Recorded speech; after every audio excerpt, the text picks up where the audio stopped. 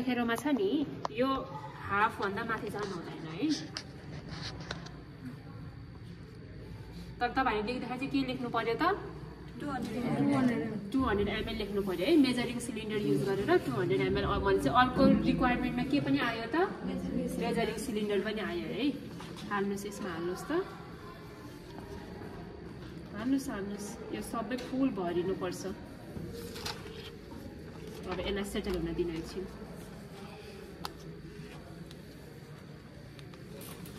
हो यसलाई सेटल हुन दिने। नहाँस्नु न म आफै दिइदिन्छु त्यो। पिपेट चलाउन आउँछ तपाईहरुलाई? यो छ नि यो कम्प्लिटली भित्र प्रेस गर्नु हुँदैन है। यो छ नि यो जति प्रेस हुन्छ नि त्यति मात्र प्रेस गर्नुपर्छ कि। यो जुन हाम्रो हुन्छ नि यो भित्रबाट यसको क्यापेसिटी भन्दा बढी प्रेस गर्छ भन्छ कि। ठ्याक्क यो हेर्नु न यसको यहाँसम्म यो भित्र जान्छ नि यसरी गर्ने हैन कि। यो जति छ अनि यो गर्ने अनि हेर्नुस् त आउँदाखेरिमा हेर्नुस् त बबल आउँदैन।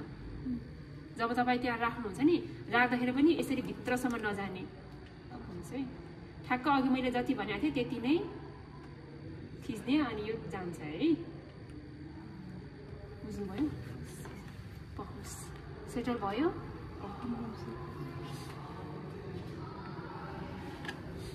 गर्नुहोस् पहिल्यै प्रेस गरेर लाने। प्रेस गर्नुहोस् त प्रेस गर्नुहोस् पहिला प्रेस गर्नु लग भित्र राख्नुहोस् त।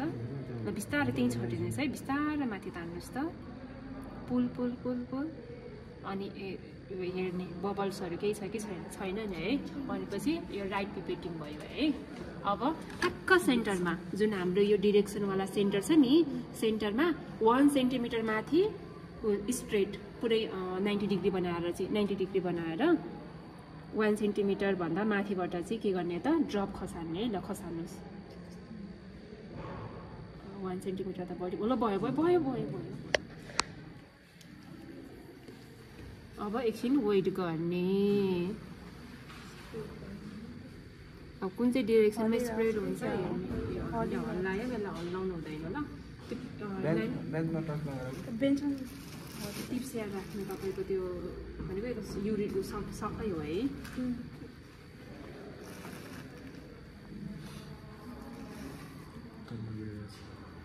हजुर उत्तरमा गइरहेछ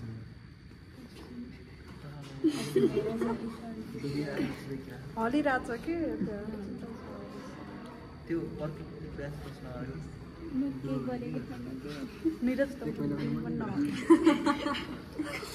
यो निरोगी मान्छे आयो के छाता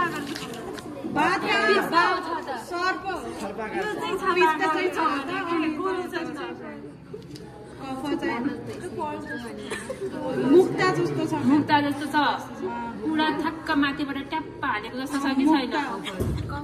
हो कफन मानव। अब के गरी यो फैलेको होइन कता फैलेको छ त हाम्रो यो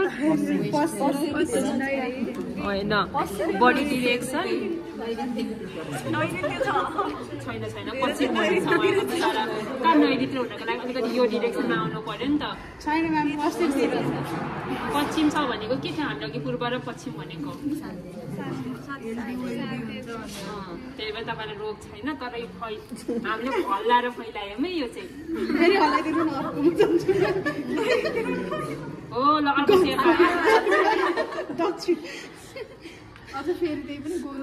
रोग तपाईँको ऊ छ नि त हेल्दीवाला भयो नि त त्यही भएर यस्तो भएको हो। आयो ल्याउनु न रोगवाला कसैको। हजुर जुनियरमा रोग छ र?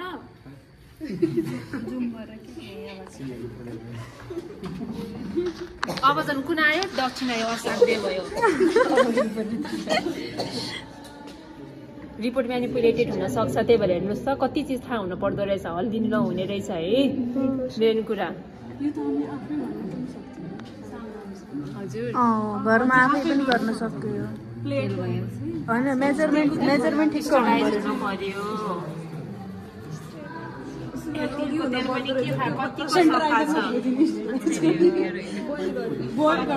कतिको सफा छ यो पनि यसमा पनि के हुन्छ नि